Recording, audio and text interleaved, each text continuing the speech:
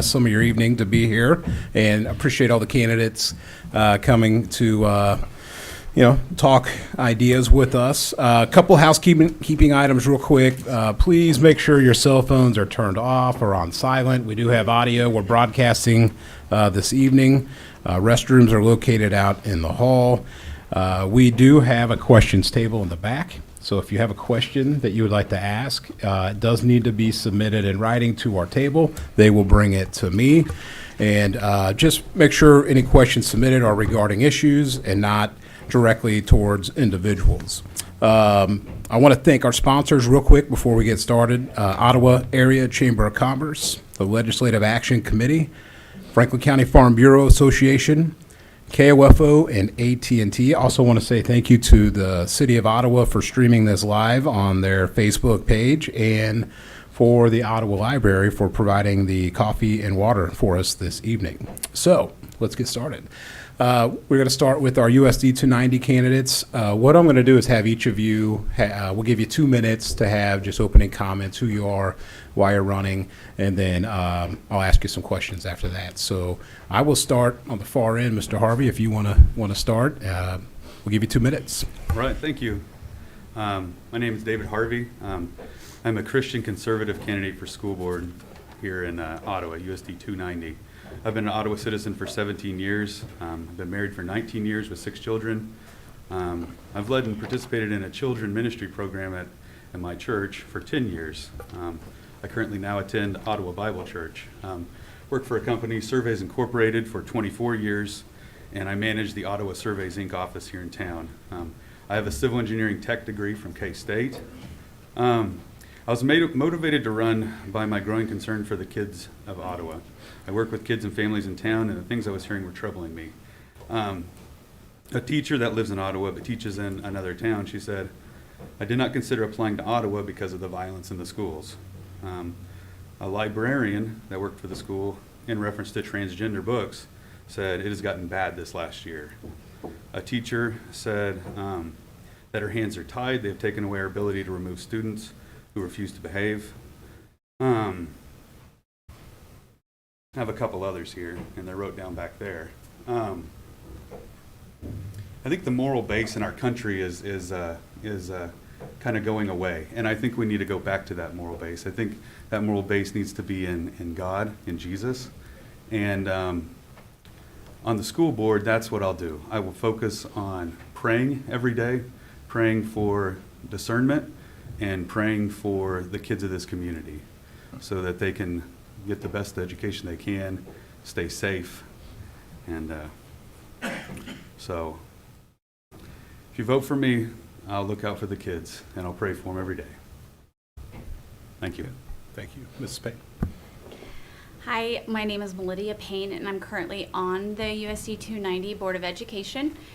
And I have 4 children that are in the USD 290 school system. The youngest is in 3rd grade at Lincoln, all the way up to a junior in the high school. And, oh shoot. Touch your buzzer. Richard, you weren't listening to me when I started. Okay. Sorry about that. No, that's okay. Okay, back to what I was saying. I'm currently on the school board, and I was elected obviously 4 years ago. So that was my first term, and I took my seat in January, and then in March, our school closed down. So from COVID. So that was my first beginning with the school board. So it took me quite a while in my term to even get to normal, what anyone would call being just a normal school board member. So I am hopeful to get reelected and to continue learning. I've learned a lot these last 4 years. And I'm currently on the negotiations committee and the OMS Site Council.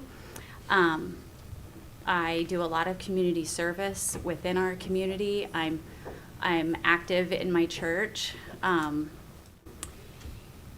And my family, my husband's in the military, and we believe as a family in service before self and excellence in everything.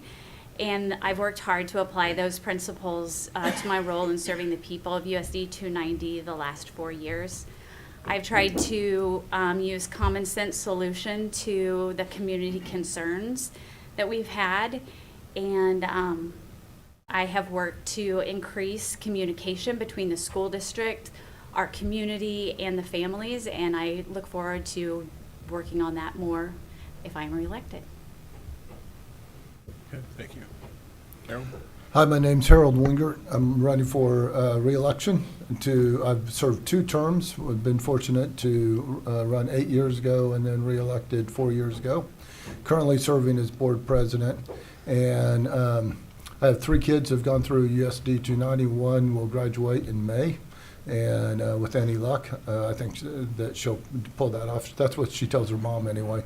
And so, and then I do have a wife who teaches in USD 290. And so I think as I look back and said, why do I want to run? And, why would I run again? And the idea of service comes to mind, and trying to provide a good quality education for all the students.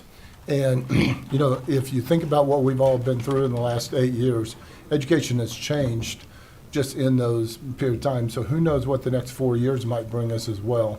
So I think the idea is just being able to provide a quality education for each and every student. And what does that mean? And for every student, that kind of means something different, And so focusing on that and focusing on keeping the district sound as we go through what's going on in Topeka, and let them worry about what's going on in Topeka. But that's why I'm running. Thank you. Hi, I'm Deidre Altick. I am running for school board because I feel like it's my duty as a citizen to serve the community. And I'm retired. I was a teacher here in Ottawa at USD 290 schools for 37 years. I taught 5th grade for 36 years and was a librarian for 1 year. And I was held many leadership positions. I was on building leadership team, the redesign team for the district, several curriculum committees, at-risk students, and I feel like we have a really good school district. Are there ways we can improve? Sure, but the principal that I had first always said, what is best for students? And that would be my focus, is what is best for students. And what's best for students is teachers and staff and paras that want to stay, that are compensated, that have safe environments to work in, and just retaining teachers. A little bit about myself. I grew up in Ottawa. I graduated from high school as well as my husband. My kids went to school here. My grandkids go to school here. I went to Emporia State. I have 2 degrees, one in elementary education and one in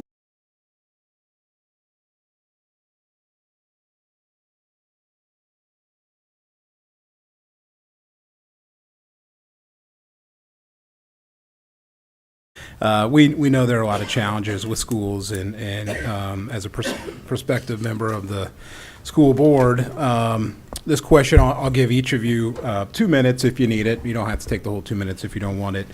But how do you see your role as a prospective board member to help keep our schools staffed appropriately, which would include teachers or paras or faculty? How do you see yourselves helping with that challenge that you mentioned? The school board oversees the people, the administration who run the district. So it's their responsibility to run the district, and it's not the responsibility of the school board to micromanage them. But I feel like compensating them, we have paras that it's hard to keep a para because they can make more money elsewhere. And it's a difficult job. It's hard to retain teachers, not just because of money, but because it's a difficult job. You deal with 20 students from all different homes, and they have all kinds of challenges and different things that they're really good at. And it's just, a teacher it's a difficult job. So I would say I would like to focus on retaining our staff and compensating them, making sure that their environment is safe and conducive to teaching. So that, I feel like that would be my role. Mr. Wingert, same question. Do you want me to repeat? Or? No, that's okay.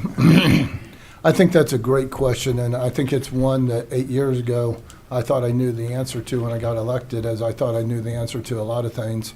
Just ask my wife. But anyway, and what I come to find out is I don't know I'm any better equipped to answer that question today than I was 8 years ago, because I think it's a complex question, right? If you break it down into its parts, and I fully agree that we ought to compensate our teachers adequately, okay? But 1% raise is about $250,000. So every percent that we raise, we're adding $250,000. And that's just for licensed staff. That doesn't take into account for all of our paras and our secretaries and everybody else.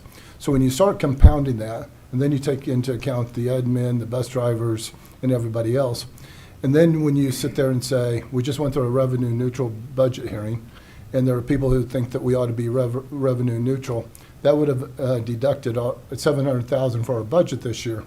So I think when you start putting all that together, it's that balancing act of how can we not raise the mill levy? We haven't raised the mill levy in 8 years I've served. Okay, so I think that's important. Now the taxes have gone up because the appraised value is going up. So I think that we separate that and we say, how can we live within that mill levy without raising the mill levy? And we start asking ourselves, how can we give enough pay raise, as people say, to retain teachers, retain staff, retain paras? And I think then you also sit there and say, you don't want to put one above the other. You don't want to say it's more important to have teachers than bus drivers. You don't have bus drivers. You don't have paras. You don't have substitutes. I mean, it all goes in hand. So I think it's more complex than just saying 1 minute or 2 minutes answers the question. But I do think it's a balanced act. Thank you. Will you repeat the question one more time? Sure. So we know it's a challenge, staffing and keeping staff. So your role as a prospective board member, or current board member, how do you see yourself helping keep our school staffed with teachers, paras, faculty, everything else? Well, currently, the ways that I think that I help to support that is I try really hard to make relationships with the people who currently work in our school. I attend, like I said, I have 4 games. So I feel like I'm always doing something that involves our school, whether as a board member or a parent. So I try to go be in the building so that people see me out and about and are able to talk to me if there's an issue or if they have ideas, or if there are problems. And then I also think that I currently help with that by being on the negotiations committee. Over the summer, we spend, the negotiations team, we spend a lot of time working with OEA, basically the teachers of Ottawa, to work on talking over issues that they have brought to us to discuss about things that, ideas that they have. And we do a lot of listening, and I think that if people feel valued, that they're willing to stay, even though maybe somewhere else they think the grass might be greener. Like if they know that they're valued and appreciated and you have a relationship with them, I think that's an encouragement to stay.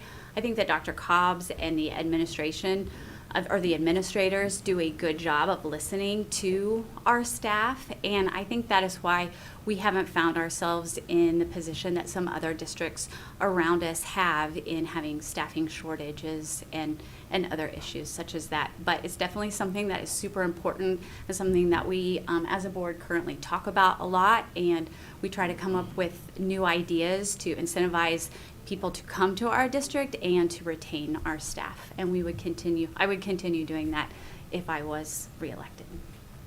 Thank you. Mr. Hart. All right.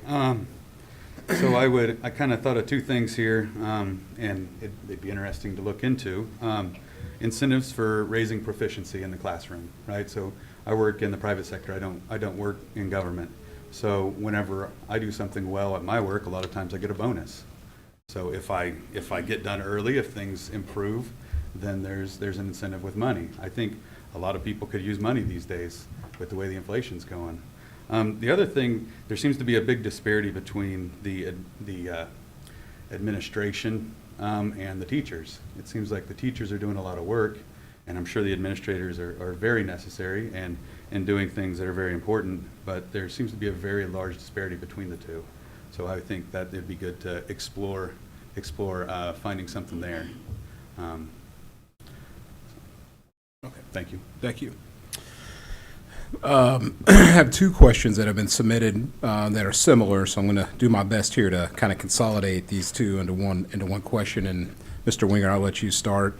And we'll go 2 minutes on this question as well if you need it. If you don't, that's fine.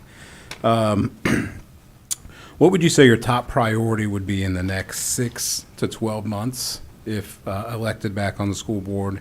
And in addition to that, what do you want to accomplish during your complete tenure? Well, partly what we're trying to do now is align a curriculum, and through the curriculum alignment process, we're striving to increase not only test scores, but rigor, because I do think that test scores are just part of it, rigor is another. So the first thing would be see that process through, okay? And then the other thing I do think is important is as we move forward and you see some changes coming down to Topeka, and how does that affect our district? And how does that affect districts around us? Whether that's through open enrollment, whether that's through some of the other challenges that come. And what does that mean to our district? And how do we do it? And then number 3 is some of the needs are changing. So you take autism. We implemented a communications classroom this year and put $360,000 into autism. And we see autism as being one of the fastest growing parts that we're dealing with. So the question is, how do we start adding these processes to our school district while still maintaining financial soundness? So I think those are some areas that I'd focus on if reelected. Okay, thank you. Well, while I've been on the board, I have really tried to work to increase communication. I stated that earlier. When I first was running to be on the school board, that was one of my concerns. As a parent, I didn't feel that there was great communication either way coming from the district or parents being able to communicate. So I have been working on sharing that I really think that's important, and we as a school board and a district have been working on that, and that is definitely something that we are, that's one of our board goals that we are going to be working on increasing. Transparency in curriculum is something that is an important topic, and our district is trying to currently get ahead of that and be prepared so that parents can know what's going on and with their students. I always feel that knowledge is power, and so I feel the more that families feel informed, that then they're going to feel more powerful in their students' education, and everyone is just more successful that way. Thank you. Mr. Harvey? For the first 6 to 12 months, I'm going to do a lot of listening and learning since I've never done this before. So that'll be definitely at least the first 6 months. An accomplishment throughout. So, I mean, it'd be great if proficiency in learning went up while I was there. I mean, I think that's the point, is that kids are learning and getting better at it. I think we had a pretty good dip here because of COVID. So I think that should be a pretty attainable goal, getting back to normal and not going back to closing schools down and masking people and doing crazy ideas like that. So an accomplishment would just be things getting better. Okay, thank you, Mr. Harvey. Ms. Saltig? Well, something I've been thinking about that I would like to see addressed is the Engage program. And that's the program that is housed at the old Eugene Field School, and it's for students who struggle in the classroom. And I would really, I think one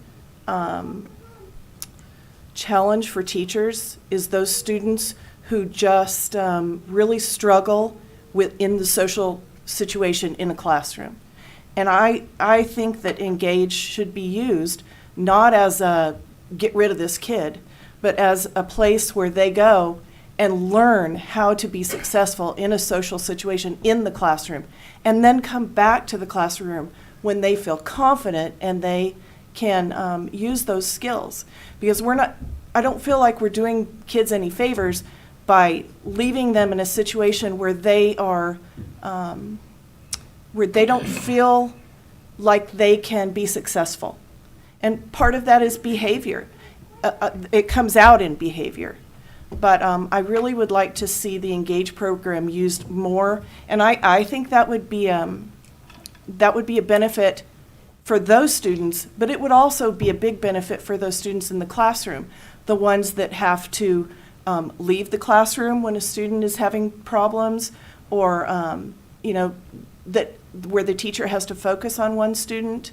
I think that would be putting those students first too, not just we need to do something for both of those to help them feel successful. Okay, thank you. Mrs. Payne, I'll start with you. We'll go 1 minute on this question. How do you see your role on the board to improve and engage the community, or let me make sure I'm reading this correctly. How do you see your role and the best way to connect and engage to the community to improve our school system in USD 290? I'm so sorry. Can you just say that one more time? Sure. Yep. I want to make sure I'm going to read this question back to you. How do you see your role on this board to connect and engage with the community to improve the schools? Well, I definitely think engaging with the community is very important.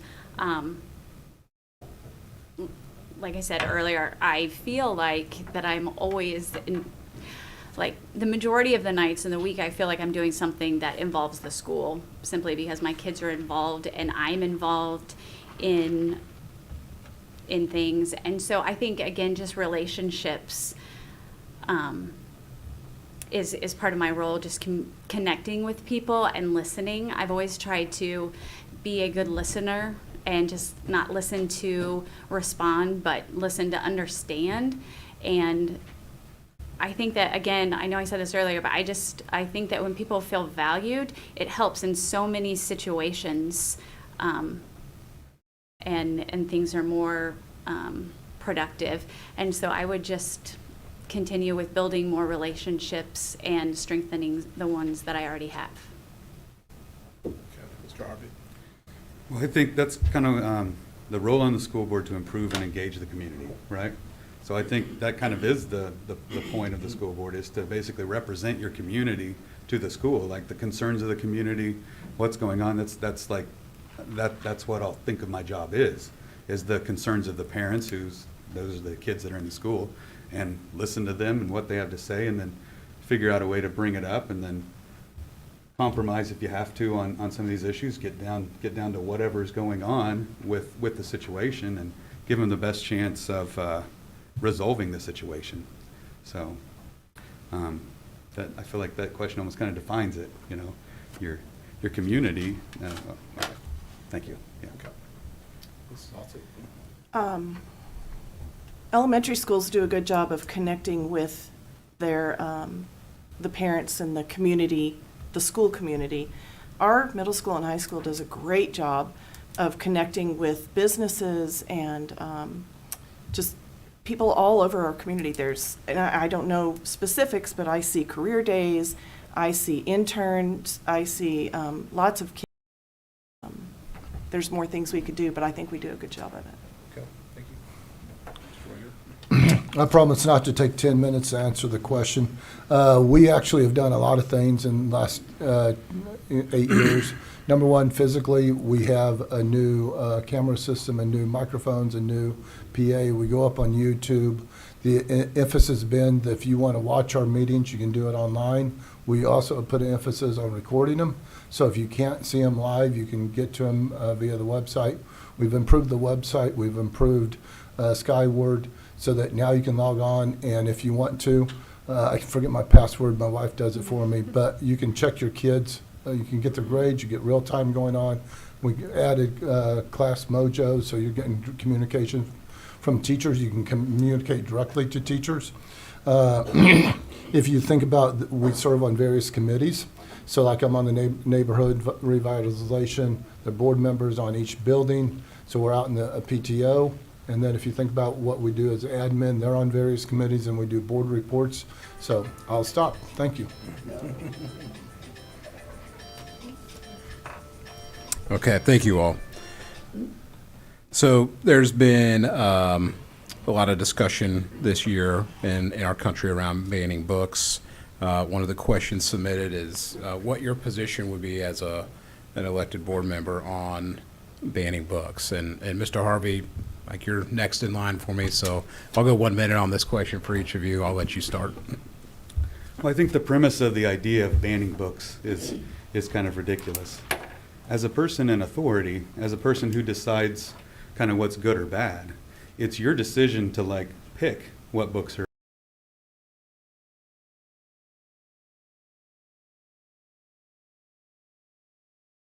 No. And they're going to get called names. They're going to say, that's banning, that's censorship. Well, sometimes you need to protect your kids from running out in the street and getting hit by a car. You have to say no. So that's the stop. That's the stop music. Exit. Thank you. Thank you, Mr. Harvey. Mrs. Altig, same question. I do not believe in banning books. I'm a librarian. I trust our librarians to choose books that are developmentally appropriate for our students. The best way to get a child to read a book is to ban it. They'll go right for it. I think developmentally, if a student picks up a book that is, well, I've had this happen in my classroom. A student picked up a book that was what is controversial now, Number of the Stars. Read the first few pages, didn't like it, put it away. Had another student who picked it up. She loved it. She took it home. Her mom and her read it together. They discussed it, but she was developmentally ready for that. I think that students will, we have to offer things for them to read, and I think that they'll choose things that are appropriate for them. Okay, thank you. Mr. Winger? Sometimes you answer questions directly, and some people avoid them. I answer them directly. I'm a God-fearing Christian. I believe in the Lord Jesus Christ as my Lord and Savior. And if you want to know the truth, the first book that's going to be banned in any school is the Bible. So don't talk about banning books, okay? Let's talk about that. The number one thing that people don't like, kids get right here anyway, right? So let's talk about not requiring students to read books. Let's talk about having 5,000 books bought every year by our school district. And yes, there's probably a couple books that you and I choose people not to read, but I think that what our country was founded upon was that we don't censor speech, we don't censor books, that we do try to make wise choices in our education, but I'm not for banning books. I had already written down this before Harold said that, before he stole part of my answer. But I definitely think there is a difference in required reading versus offering things in the library. I also think there is having the appropriate age level books for age levels, things that we offer in the high school that I think is fine being there. I would be appalled if my third grader brought it home and I would be talking to somebody. And so I think that people just have to keep that in mind, that what is appropriate for some children is not appropriate for others. And I think, again, it just relationships. If you keep an open dialogue with your students to ask them what they're reading, what they're learning, or then you're going to be informed, and if you have a good relationship, they'll be telling you, hey, you know, there's this thing at school and I didn't feel comfortable with it. And I think that that's going to go a long way. And then our administration is very open to speaking with people, with parents, if you have an issue with something that your child is reading or you have concerns. And I just don't think that banning, per se, that word is the appropriate way to handle it, rather than just starting a conversation about concerns. Okay. Thank you. We'll go, I think this will be our last question, unless I have some others submitted. And we'll go 2 minutes on this, and then I'll give each of you some time after this question to give us closing remarks as well. And I forget so I think I'll start with you, Mrs. Altig. How do you see your role as a school board member to evaluate school and student performance in our district? Repeat it one more time. Sure. How do you see your role as a school board member to evaluate school and student performance in our district?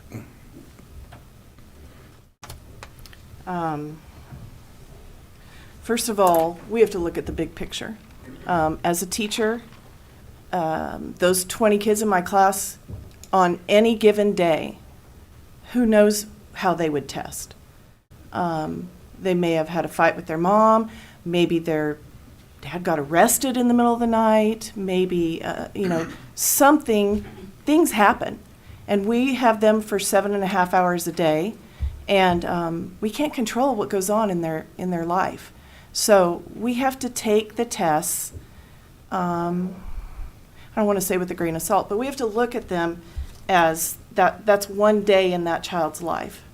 And it can't, it's up to everybody to teach the child. We can't use test scores to, I don't think, to punish or incentivize teachers, because it's a school, the whole school is a community that helps teach those children, including parents. I mean, parents need to have a part in that too. So I would say, looking at the whole picture, looking at data through the years, that's how I feel like they should be evaluated. Awesome question, and I think it's the number one question we ought to focus on, if you ask me. When I got on the board 8 years ago, I did a map study. I took all the test scores that we had done over various years, and I mapped out our test scores. And what I found to be astonishing wasn't that we weren't teaching well in this district. We do an awesome job teaching in this district. What I found is our students entered the district so low, okay, in kindergarten and first grade, that by time that they were starting to progress, we actually were catching up with the state model by the time they got to 5th and 7th and 9th grade. So that told me is we have an issue with people coming into the district low, but we're actually doing a great job of pushing them through the district. So we went ahead and put $1.3 million into preschool funding at Garfield to up our pre-K, tiny K program to bolster what we do with our young kids coming into the school system. The outcome of that is 96% of our kids graduated last year. And I stand here today and tell you the number one thing this district did the last few years is we kept our district open during COVID. When everybody else was wanting to shut down, we kept it open. So I think what we've found out is our kids learn better in school and with our teachers. And so I'm proud to say that a combination of several things have the outcome is we are graduating more students than we ever have at a higher rate with USD 290. Thank you. My role as a school board member to evaluate the school and student performance, like Harold said, that is one of our top responsibilities. It's not the day-to-day operations are not for us, but the overall picture and what the results are for our students, and like Harold said, the graduation rate. Those are the things that are imperative for us to be focused on. And we currently, as a school board member, we are regularly evaluating and listening to presentations from our curriculum director of helping us understand the test results. And then, unfortunately, it's always not a fun place to be in when we think things need more attention. But when it comes down to it, that is our job. We are here to make sure that students are leaving our school district prepared to enter into either further education or the workforce. And I think it's important that we continue with our opportunities for students to, with skilled trades, for military opportunities, and other options for students who are unsure about going to college. And all of those things are very important for us to be focused on, and making sure that we are doing the best to our capability that we can do to prepare the students. So the Bible says, look to what is good, right, and holy. So each person is created in the image of God and is a different individual. Nobody's the same. I have 6 kids, and looking at us, you might think, oh, they're all the same, but they're all very different. I think you need to avoid as much as you can kind of cookie cutter ideas for the school system. I think performance, like in evaluating performance, different kids are going to have different skills, different things that are going to be good about them. So I think I've employed close to like 15 like young men that are fresh out of Ottawa High School here, and every single one of them had something that was like excellent about them. Now, none of them went to college. None of them were going to college, but all of them entered into the workforce and had something and a way of learning. Each of them had a different way of learning. So it's actually a really challenging thing to try to figure out how you can evaluate this performance. I mean, one of the simple ways would be to like money versus performance, compare yourself to other school systems and things like that I'm sure there's plenty of tools for doing that. But I would definitely need to listen and learn about the way that the way we evaluate these things, definitely. So, thank you. Okay, thank you. I did have one more question submitted, so I'll give you each a minute and a half to talk about this. And Mr. Wingert, I'll start with you. I'm going to expand on this question because the question is, what has the district done to make schools safe? But for Mr. Harvey, for example, not being on the board in the past. So if you want to address that question, what have we done to make schools safe? And then maybe more importantly, as a re-elected board member, what's your vision to continue to find those gaps and make schools safer as we move forward? So, Mr. Wingert, I'll let you start. And minute and a half.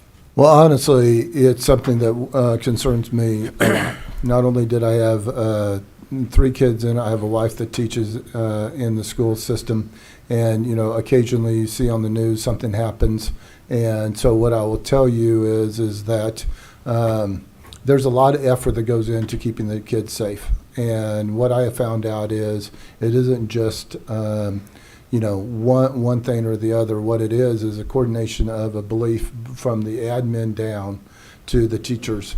And then it's all to the staff, and then it's to the community, it's to the DPS, it's to everybody. And do we come up with something that is protecting of our kids, protecting of our staff? It's not that, that you want to live in fear. You want to be prepared. So we do ALICE training now, something that we have implemented in the last several years. We do provide other ways of training. And what I have found is that what we have to do is we have to be as prepared as we can. But what we also have to do is be smart about how we do it. So we do lock down our buildings. If you take back one unfortunate event, somebody had propped a door open with a backpack. So all the safety training in the world went out the window. So part of it is just doing what's common sense is, and all that. And then the other one is just working as an entire community. I don't mean just the city of Ottawa, but I mean everybody within the community of USD 290. And then the other thing is working with your students and understanding that part of it is that, it's coming from within. If you think about the last 4 or 5 tragic events, it came from within. So you got to have those relationships from within. And so I think it is, to me, a complex question, one that I am very concerned about.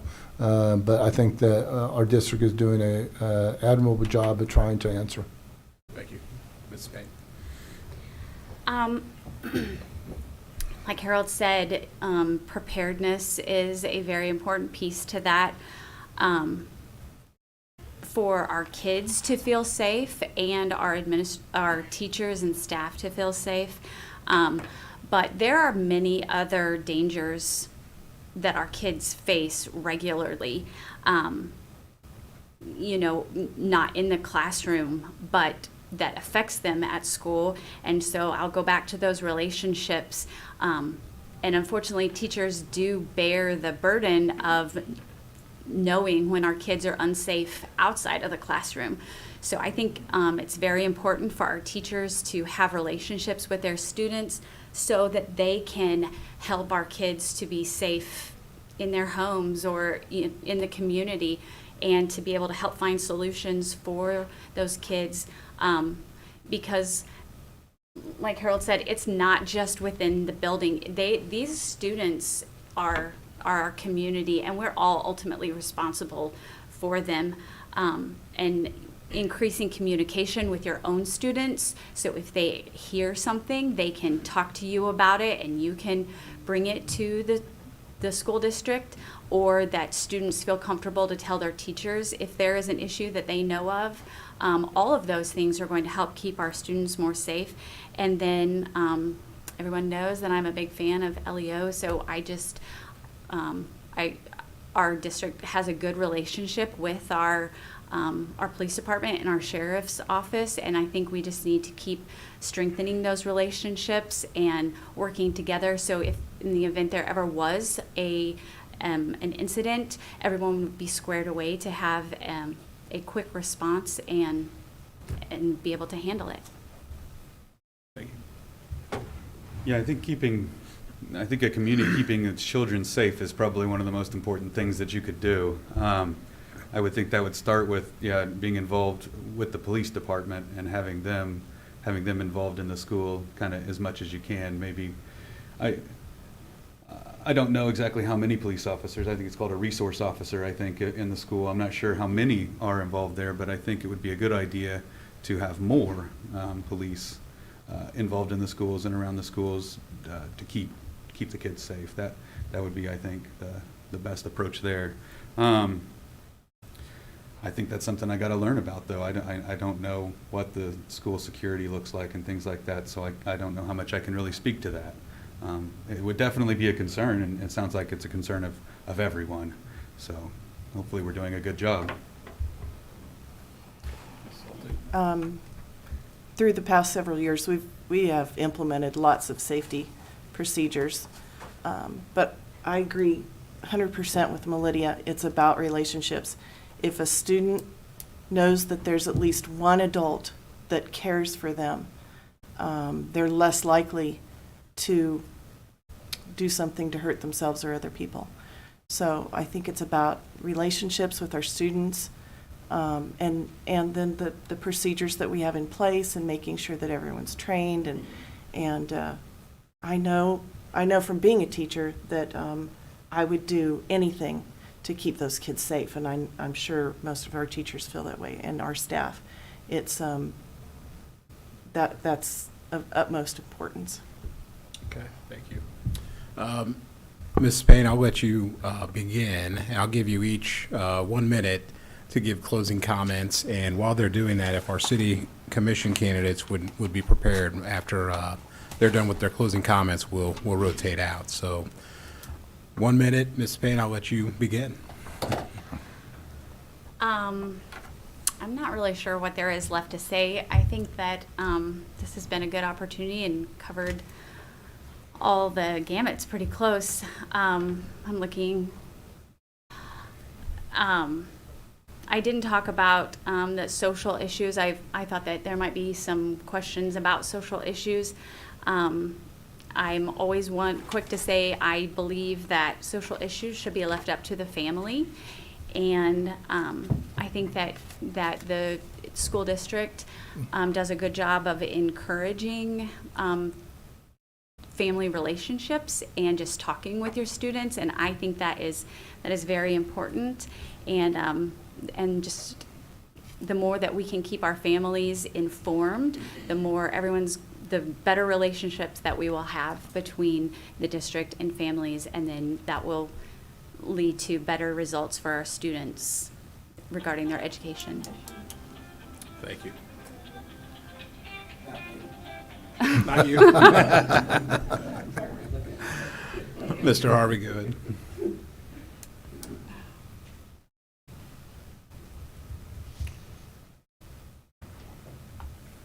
So the nation was founded on biblical principles, and we have definitely lost those biblical principles. There's been something in the 1960s called the sexual revolution. I think everybody here knows about that.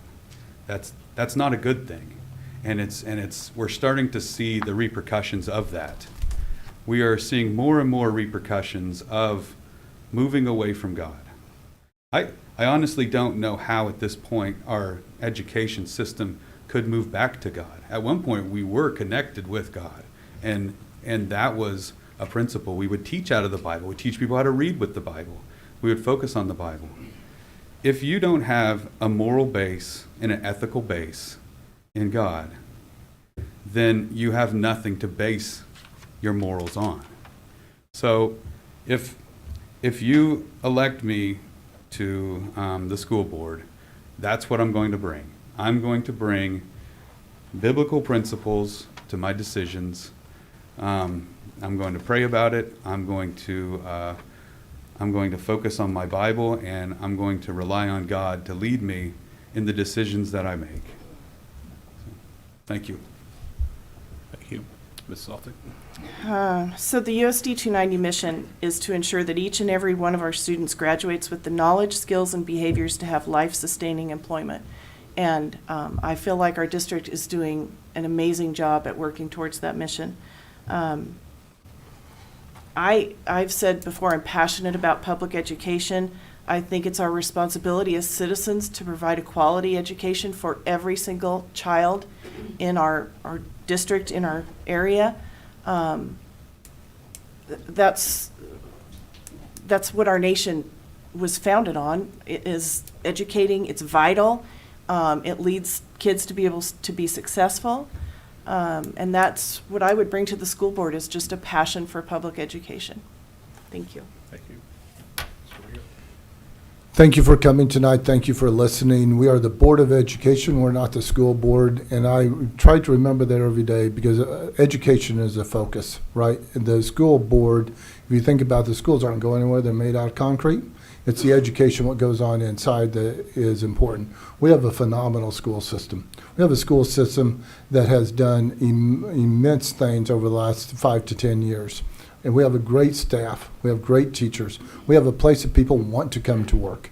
Okay, we have places that administrators want to excel at, and they do a phenomenal job. We have phenomenal educators. We even have great bus drivers. I mean, think about this. How many hundreds of thousands of miles we drive to educate. I found out the last school board meeting, we pick up 3 times more students within the city limits than we do outside the city limits. We go on 615 trips a year with activities. We do a phenomenal job in this district, okay? So what I would hope to continue is some of that excellence. Are we perfect? No. Am I perfect? No, okay? Do we have areas of improvement? Absolutely. But I stand here tonight, or sit here tonight, and tell you that I think we have a phenomenal school system, and I'm proud to be part of it. I'm proud my kids have gone through it. I went through there about 40 years ago. Mr. Altick and I went through there a while back. He actually probably did a little bit better than I did, but nonetheless, we both have survived, right? And so, you know, I think that's what brings us to a community, is that education, our school system has been the backbone of our community. So I appreciate the support in the previous. I hope for your support going forward, and look forward to talking to you in the future. Thank you. Okay. Thank you all for being here tonight. We'll take a couple minutes to let the city commissioner candidates come up.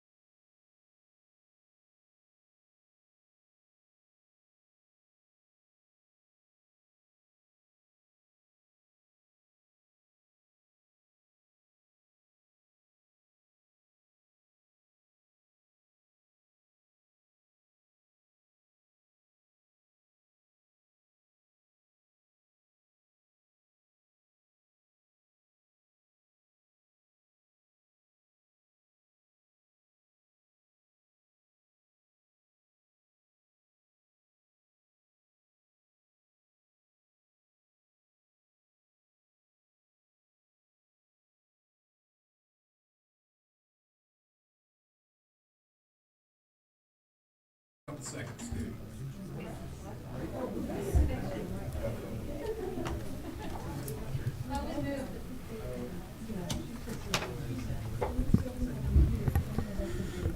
All right, let's go ahead and get rolling.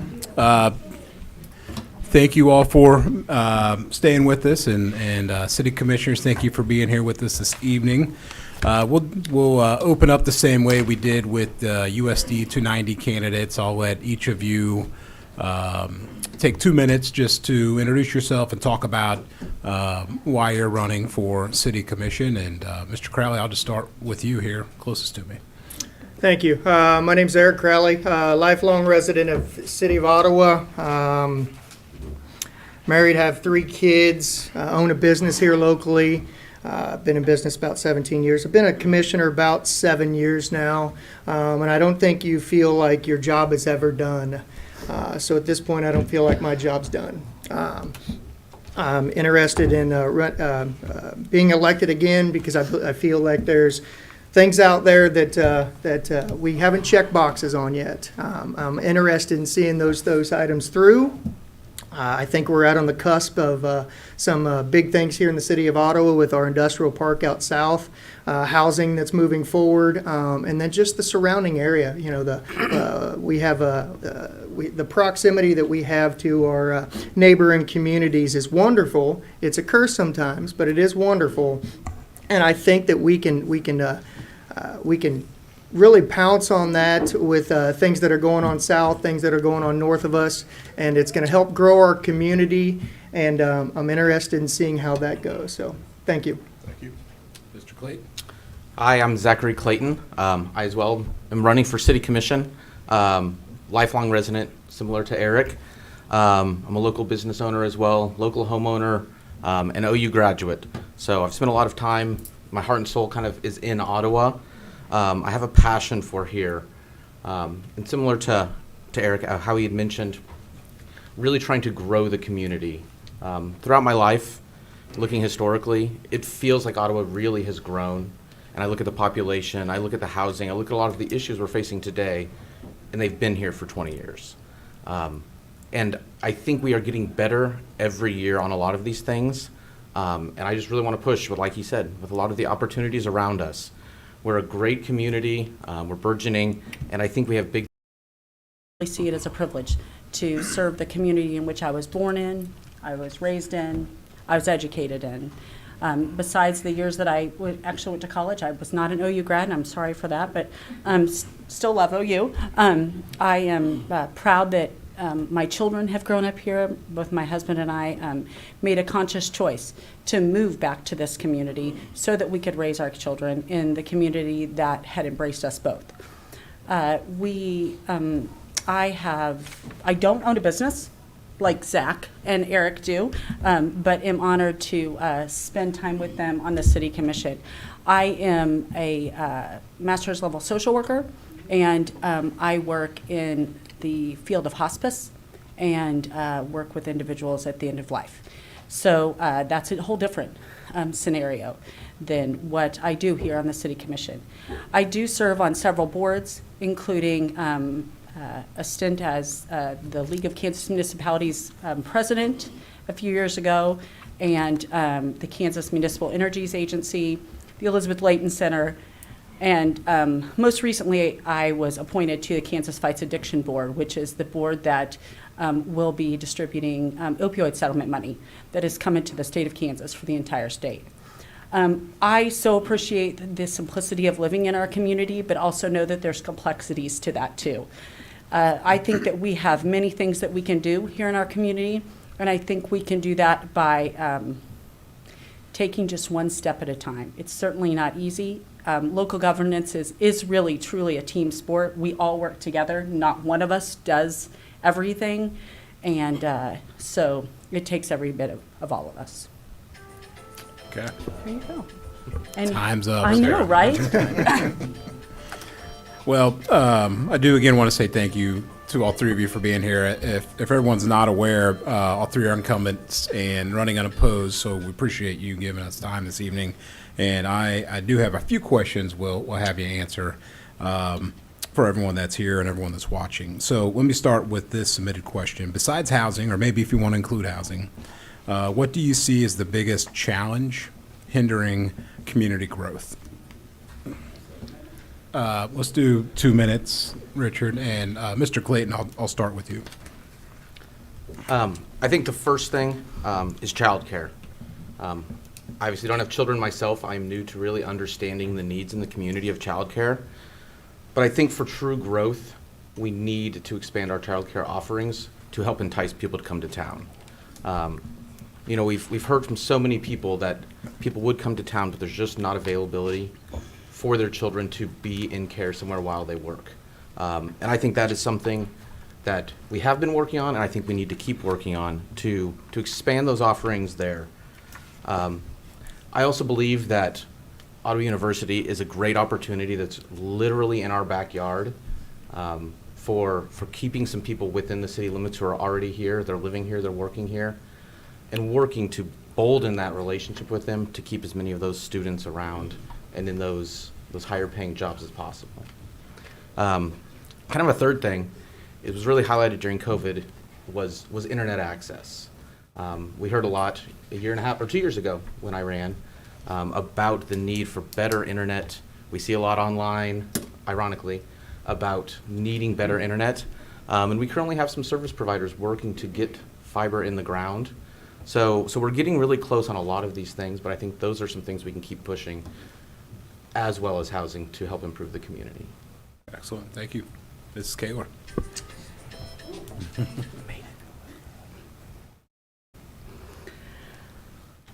Thank you for that question. And I think that part of that question was, besides housing, I don't think we can overlook housing. I think it has to be one of the absolute top things that we do talk about is housing.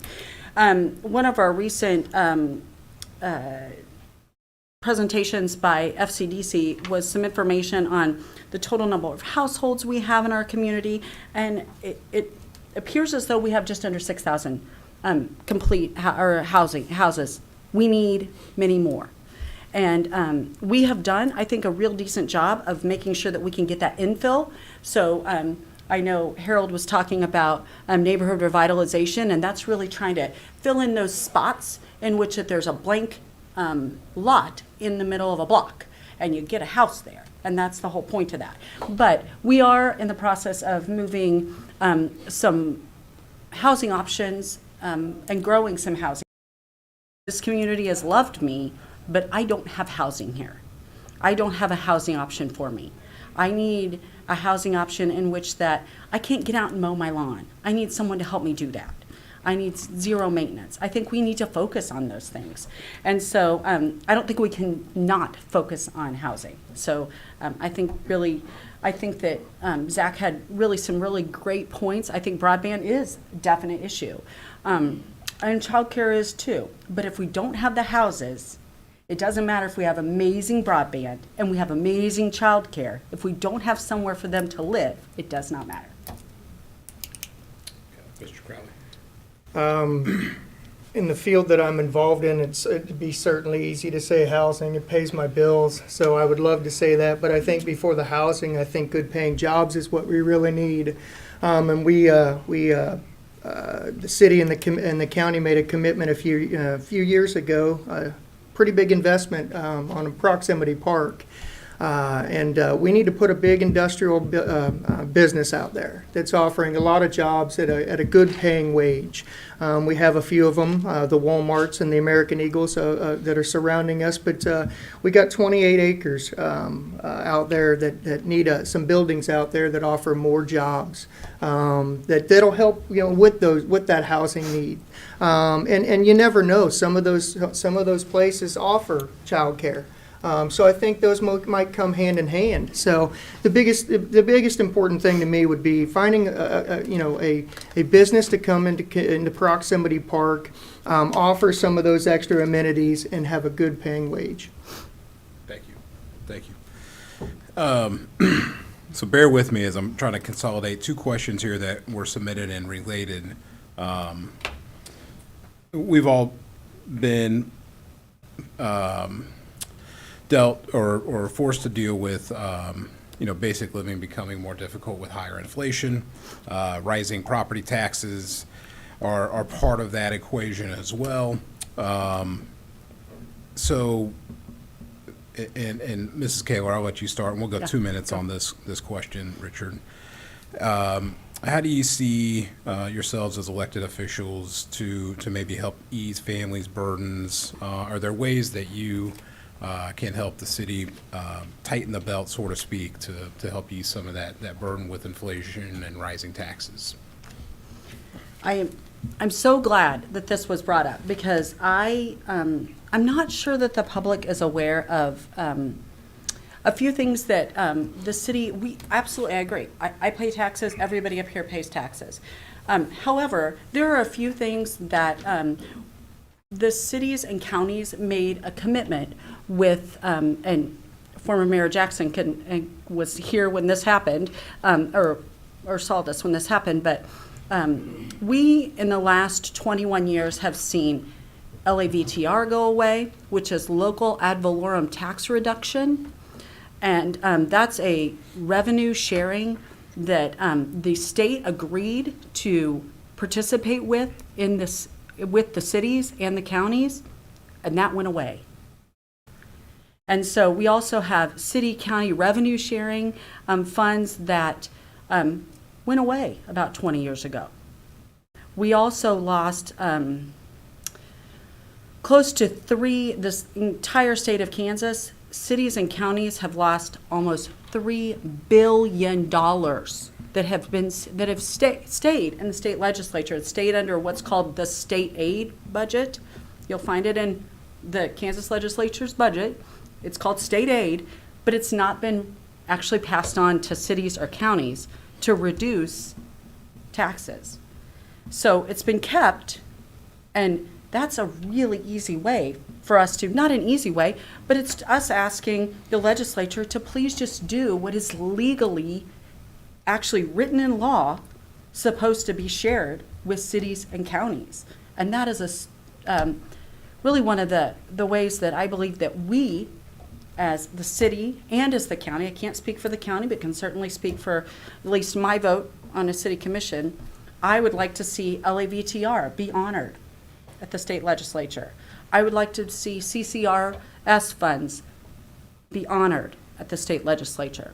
That's an automatic reduction, because that is money that is coming into the city or into the state, but it's not being shared with the cities and counties. Thank you. Mr. Crowley? We have to work hand in hand with our taxing entities, our taxing partners here in our community, whether it's city, county, school district, ORC, library, all of us. We have to work together. We used to have monthly meetings, and quite frankly, there was probably too many of those, and we brought back those off to quarterly, and we haven't had a meeting recently, and I think that's something we certainly need to do. We need to talk to each other and tell each other what our plans are, what our future is, whether it's the school district, the county, or the city, and work together so that we're not burdening the taxpayers with all these entities coming in and saying, I'm raising your taxes. Along with, we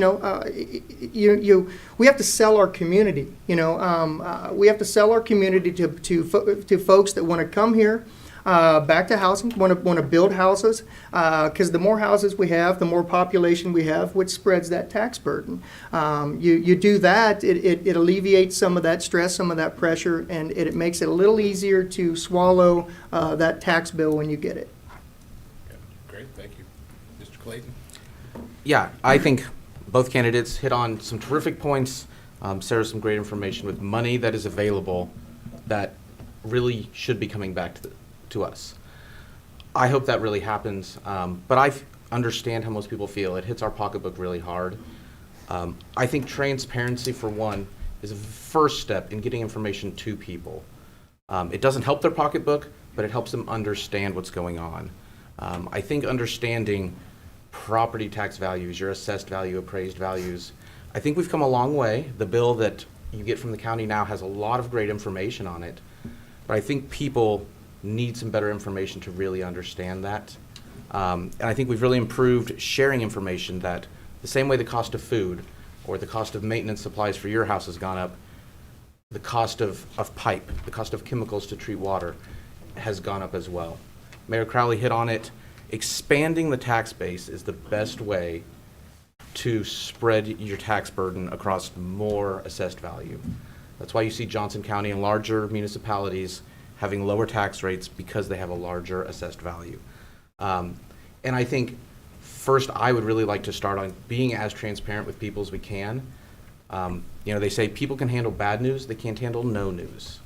And I think if we're just honest and upfront with people about what their increased valuation of their home in terms of appraisal and what that will do to their assessed value is a step in the right direction that we really can do. And then I think as a commission, really approaching the state and some of these other entities to try to work to lessen that burden as we can. Okay, thank you. Mr. Crowley, I think I'm back to you to start. Let me come back to this one for a second.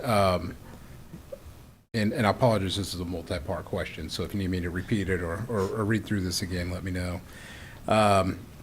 Do you think our Main Street downtown area is healthy and successful? If not, what would you do to change that? If yes, what are some strengths we can continue to leverage? And let's go 2 minutes on this. I would say that I think it's a healthy Main Street. If you drive down Main Street, there are very few buildings that are empty. We've had a lot of investment from the community recently to fix up some of those buildings.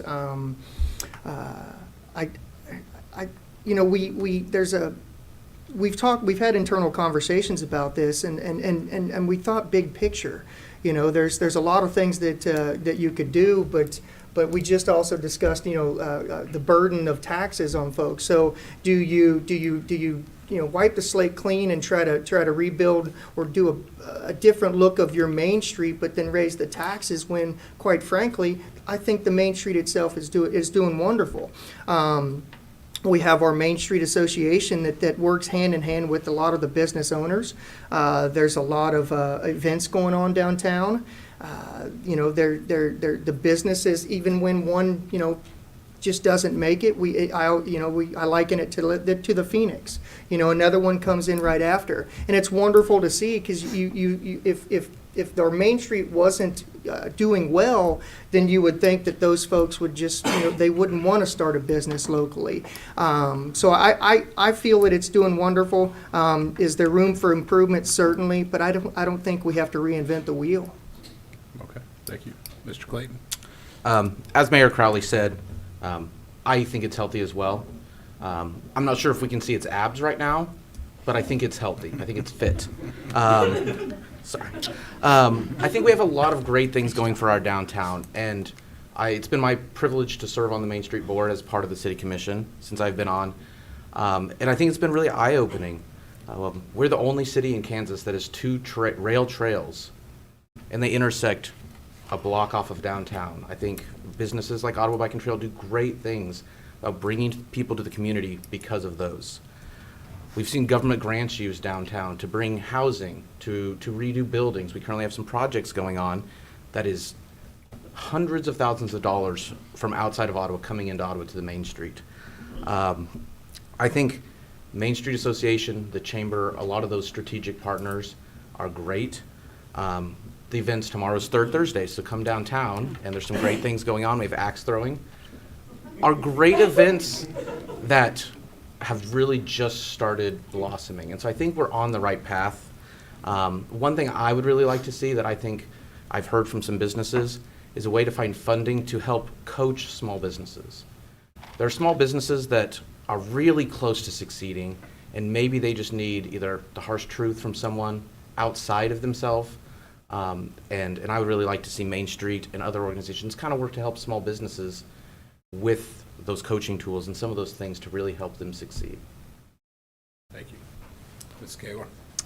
And I want to ask that this is what I heard you say when you asked the question. Is our Main Street healthy and successful? And what can we do to make it better? Is that essentially? That's the nature of it. So, I think our Main Street is as healthy and successful as just about at 113 South Main.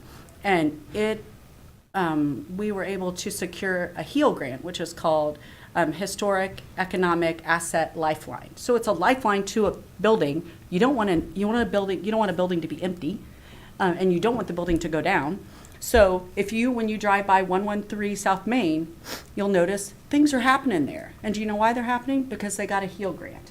And we're going to see that building, which is blighted, and the owner knows it, and he was willing to come forward and say, let's move this and do something different. And he's working with us to do that. We should see that by the end of next year. It should be complete. And so when you drive by there and you think, why are these windows out? Why are these things looking odd? That's because that building is being revitalized. And I think that Ottawa Main Street, I think our Main Street can continue to see that happen in many ways. Thank you. Let's go a minute and a half on this question, and Mr. Clayton, I'll start with you. When you look as elected official, let's say in the next 1 to 2 years, what goals do you have for the city and ORC? And we'll go. Sorry, the city and ORC. Thank you. I think we have a lot of great opportunities with the ORC. They actually just came and presented to the City Commission a few weeks ago. So if people would like information on that, you can watch that. I know they're going through a plan right now of expanding their programming, expanding their offerings, things that they have to, not just adult recreation, not just student recreation, but multiple offerings that keep kids off the streets, keep adults in healthy activities, keep us creative. And so I think the city, we're in a great spot to partner with the school district in ways that we can really strengthen that and offer better services for the residents here. I know they've talked about the pool specifically as being something that the ORC has. I was shocked when they talked about how much lifeguards make. And they've had a huge raise the past few years. And to me, it's hard to believe for $14 an hour, people are saving the lives of children. And so I think understanding the cost of some of these things, that, the pool is more expensive to run. Some of these programs are more expensive. I also think we really need to push parents and people like myself who aren't parents to get involved and coach. I hear constantly from people that they don't have volunteers to staff teams to fill some of these things. And I think it's on all of us as citizens to really put our money where our mouth is and get involved in those things that we want to see. Okay, thank you. Mrs. Kaler. I appreciate that conversation and just really starting that. I think that what we need to remember is that ORC is really, it's a partnership with the school district, and it's a partnership with the city. ORC cannot own, by statute, they can't own a facility. So we own Orlis Cox, and we own a few other places here, and they run them for us. They manage them for us. Same with the school district. I think that we need to invest in some of those. I'm not sure that we have really, I think we've given ORC the opportunity to run them, and I think they do a fabulous job with what they've got. And I think they run on 6 mills. I'm not sure. I could be absolutely wrong, and someone will tell me on Facebook if I'm wrong. So, which is a small budget, really. And I think we could do some improvements. And not just improvements, just upkeep. You can't run your car forever, and never change the oil. Eventually, you have to change the oil. So we need to change the oil at Orlis Cox, and make some just some upgrade, not even upgrades, just general upkeep. Other thing, pool. I think that we do need to look at aquatics in the community. Last time this pool was built was 1967. Last time there was an addition to the pool was 2006. The pool has well outserved its time, and it's still a great pool. However, we need to look at new aquatics and look at how aquatics can look in our community moving forward. Okay, thank you. Mr. Crowley. I think the ORC is a vital part of our community. I'm a proud Kiwanis baseball player from 30-some years ago. I don't want to age myself. I couldn't play. I played some softball, slow pitch softball afterwards, and even played some flag football. I'm a little too old for all that right now. And Commissioner Clayton, be careful what you ask for when you say that some of us should go out there and coach. I have coached too, and I think I'd rather go back and play sports than coach sometimes. So it's a vital part of our community. It certainly is. It is the Ottawa Recreation Commission. It starts with our name, the city's name in it. So I've had a lot of communication with the director there, and when you go to other communities and you see the amenities that they have, you see the revenue that the city loses, that the ORC loses, because those folks are going out of town and enjoying those amenities, which I think we could certainly, acquire here with a little investment, a little, thoughtful thinking.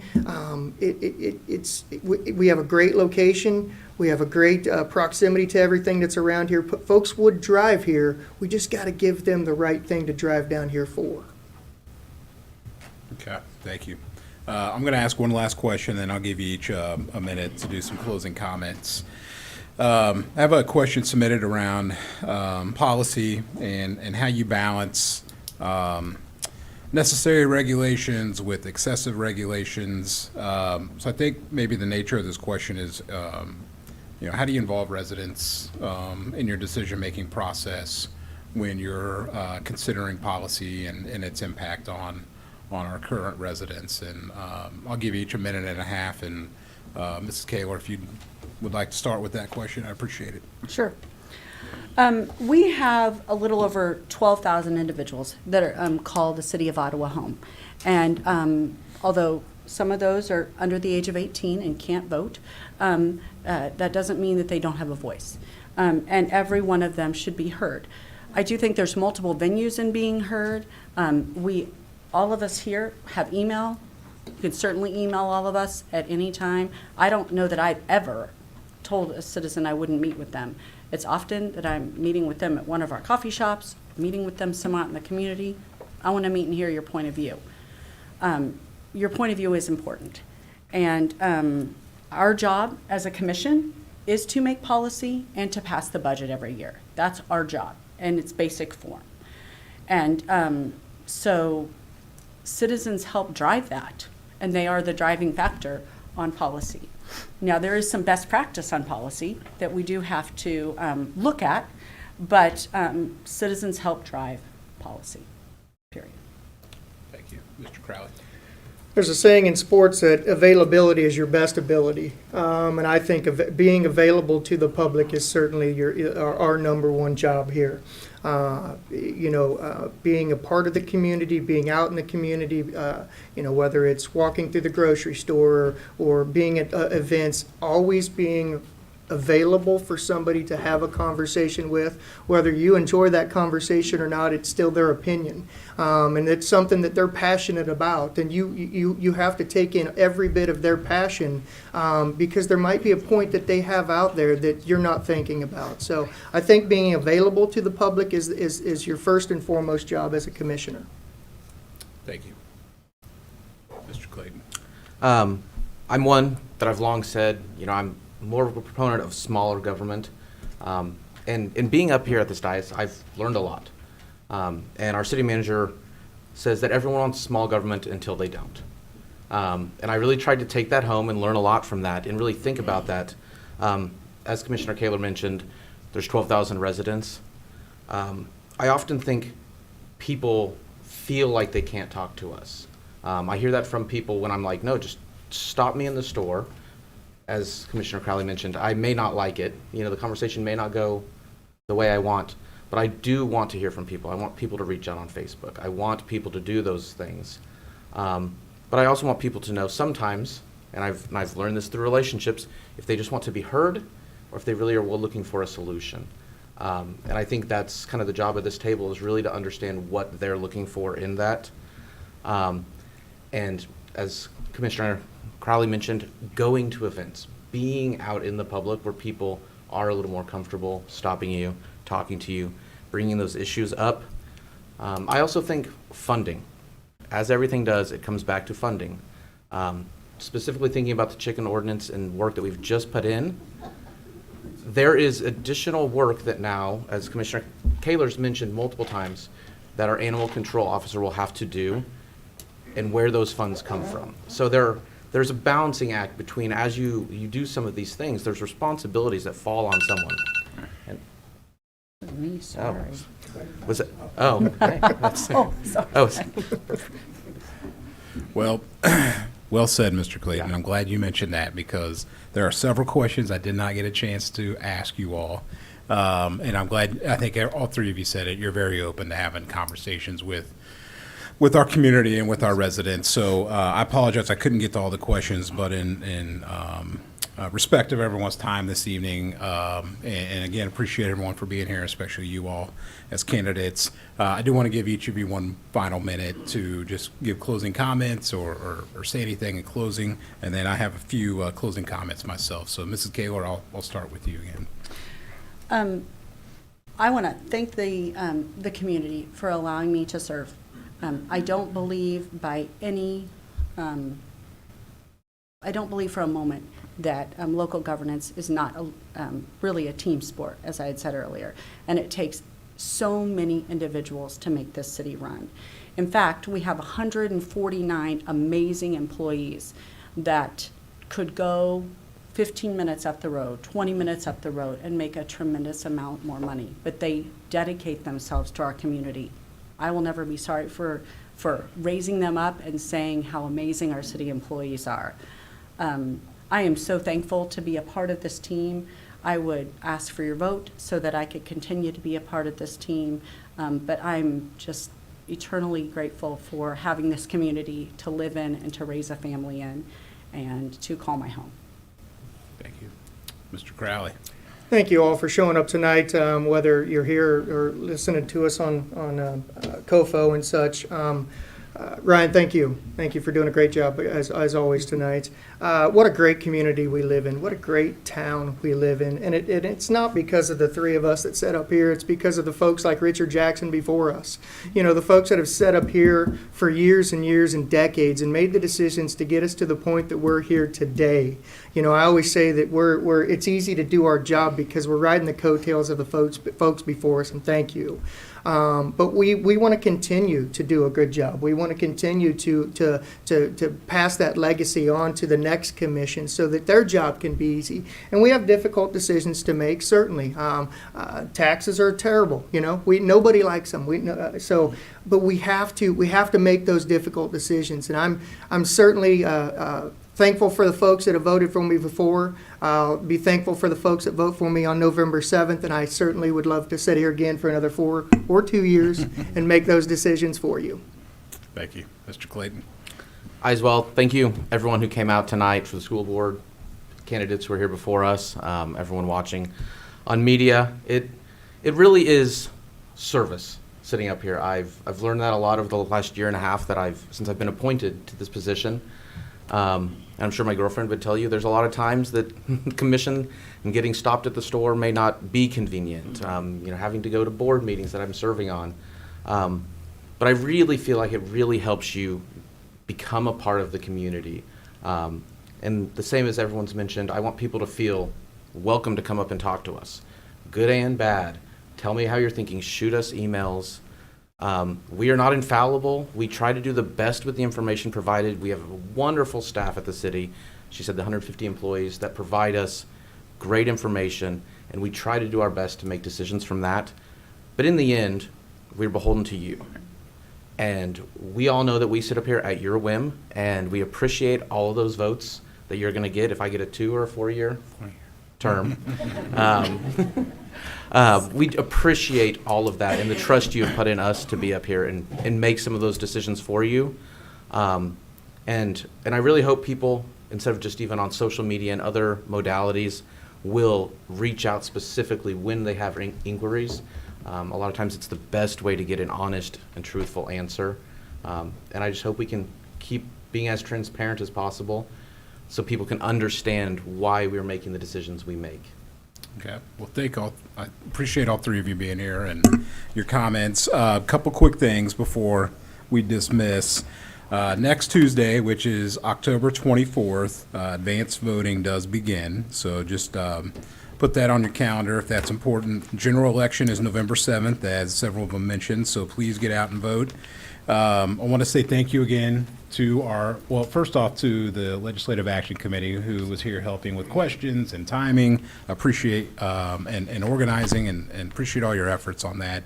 Ottawa Area Chamber of Commerce, Franklin County Farm Bureau, KOFO, and AT&T as our sponsors. And thank you again to the city for broadcasting and hosting us, and to the library for the water and coffee. So that is it for